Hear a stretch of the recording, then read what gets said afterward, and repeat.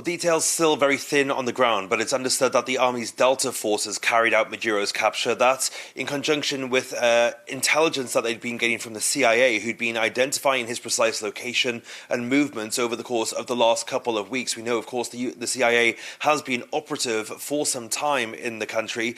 ABC News here in the US cites one source saying that Trump gave the green light to capture Maduro days ago and that the troops were ready to strike on Christmas Day, but that was delayed because of the strikes in Nigeria. But questions have, though, arisen over the legality of this strike. It appears Donald Trump did not ask Congress for permission or give them warning that this strike would happen. One senator from Utah, Mike Lee, said that he had spoken to Secretary Rubio, who said that the kinetic action we saw tonight was deployed to protect and defend those executing the arrest warrant for Maduro. Lee also adding that no further action was expected now that Maduro has been captured.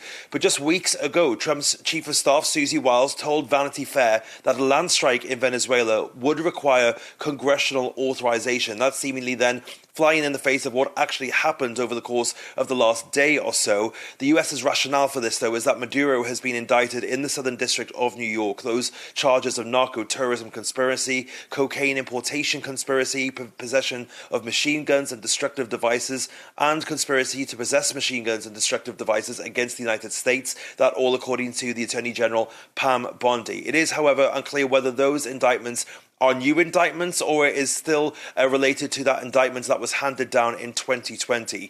We've also heard from the Vice President, J.D. Vance, who said that the president offered multiple off-ramps, but was very clear throughout this process that drug trafficking must stop and the stolen oil must be returned to the United States. He says Maduro is the newest person to find out that President Trump means what he says. Of course, it's been reported that Trump has spoken to Maduro multiple times, especially in early December, where he offered Maduro, he basically told Maduro to step down, but Maduro said he would only do so if he was given free passage to a safe nation. But ultimately, we'll find out more about Donald Trump's rationale at that press conference at 11 a.m. local time. We're hearing from Trump now that in that operation, a few injuries, but no deaths for US troops. Will we see this being hailed as a success?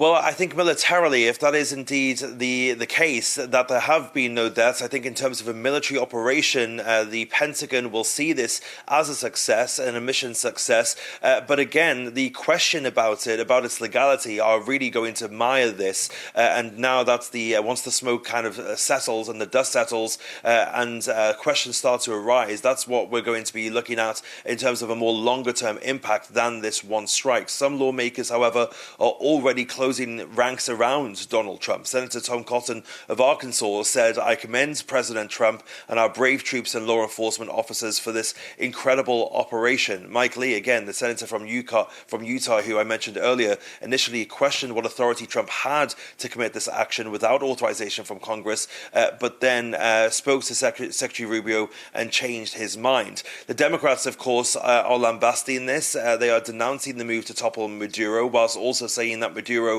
was a reprehensible figure. Ruben Gallego, the senator from Arizona, saying, "I fought in some of the hardest battles of the Iraq War, saw my brothers die, saw civilians being caught in the crossfire, all for an unjustified war. No matter the outcome, we are in the wrong for starting this war in Venezuela." Of course, it is unclear at the moment what will happen in the aftermath of this toppling of Maduro. But another key thing that has been pointed out by Democrats is that Secretaries Rubio and Hegseth looked each senator in the eye a few weeks ago and said that this wasn't about regime change. This is from a tweet by Andy Kim, the senator from New Jersey. He ended his tweet by saying, "I didn't trust them then, and we see now that they blatantly lied to Congress." So the political game starting here in Washington, but of course, many more questions still yet to be answered.